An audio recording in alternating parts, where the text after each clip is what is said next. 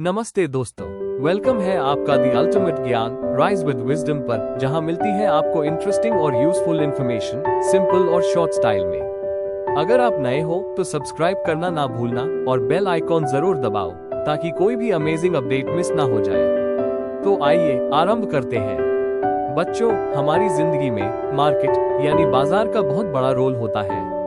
जब भी हम कुछ खरीदने जाते हैं, जैसे सब्जी, फल, ब्रेड, मसाले, किताबें, कपड़े या जूते, तो हम किसी न किसी बाजार में ही जाते हैं। लेकिन क्या आपने कभी गहराई से सोचा है कि ये चीजें जो हमें इतनी आसानी से मिल जाती हैं, वो कहाँ से आती है? उन्हें कौन बनाता है, कौन बेचता है, और एक ही चीज एक जगह सस्ती और दूसरी जगह इतनी महंगी क्यों होती है? यही सवाल हमें इस अध्याय में सोचने और समझने को मिलते हैं। इस अध्याय का नाम है मार्केट्स अराउंड अस, यानी हमारे चारों ओर फैले हुए बाजार। Types of markets. सबसे पहले बात करते हैं साप्ताहिक बाजारों की। बच्चों, साप्ताहिक बाजार वो होते हैं जो वीक में सिर्फ एक दिन लगते हैं। जैसे आपके इलाके में सोमवार या शुक्रवार को कोई खुला मैदान या सड़क के किनारे दुकानें लगती हो, वो ही है वीकली मार्केट।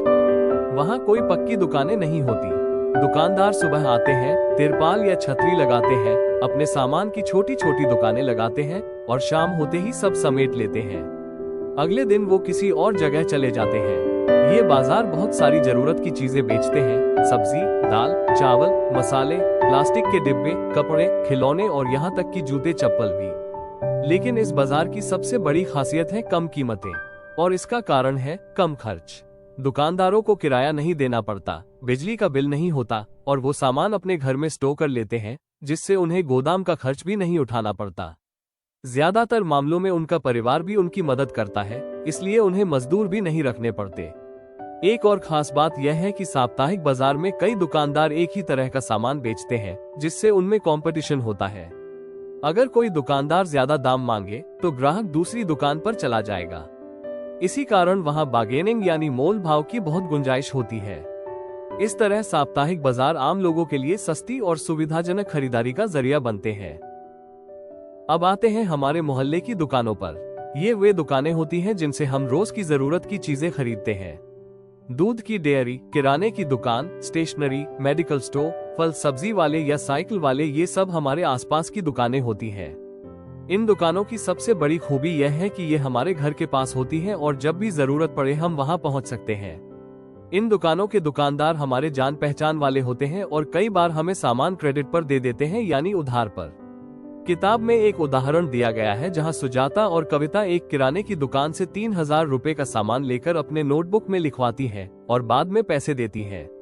ये भरोसे का रिश्ता मोहल्ले की दुकानों में बहुत आम होता है। हालांकि इन दुकानों में सामान साप्ताहिक बाजार से थोड़ा महंगा हो सकता है, क्योंकि ये पक्की दुकानें हैं जिनका किराया, बिजली का बिल और कर्मचारियों का वेतन देना पड़ता है। फिर भी ये सुविधा, भरोसा और पास में होने का लाभ लोगों को आकर्षित करता है। अब बात करते हैं शहरों में बनने वाले बड़े बड़े बाजारों की, जिन्हें हम शॉपिंग कॉम्प्लेक्सेस या मॉल्स कहते हैं।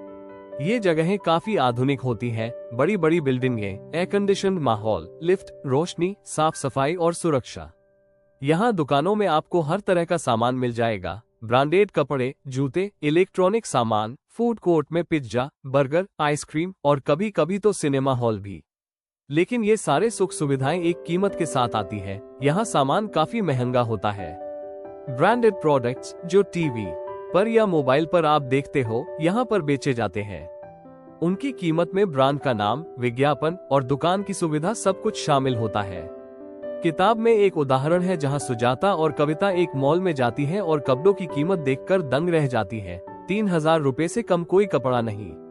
इतनी कीमत साप्ताहिक बाजार के मुकाबले 5 गुना ज्यादा है। और सबसे बड़ी बात, यहाँ बार्गेनिंग नहीं होती। आप जो देख रहे हैं वही कीमत है और वही देना पड़ेगा। अब बच्चों, एक और जरूरी बात, ये सारी चीजें हमें कैसे मिलती हैं? कौन लाता है इन्हें दुकानों तक? कोई भी सामान, चाहे वो सब्जी हो या किताब, सीधा ग्राहक तक नहीं आता। उसके पीछे होती है एक पूरी चेन ऑफ मार्केट्स, यानी बाजारों की श्रृंखला। इस श्रृंखला में सबसे पहले होता है प्रोड्यूसर, जो सामान बनाता है, जैसे किसान या फैक्ट्री वाला। इसके बाद आता है होलसेलर, जो बड़ी मात्रा में सामान खरीदता है। फिर आता है रिटेलर, जो हमें यानी ग्राहकों को कम मात्रा में सामान बेचता है।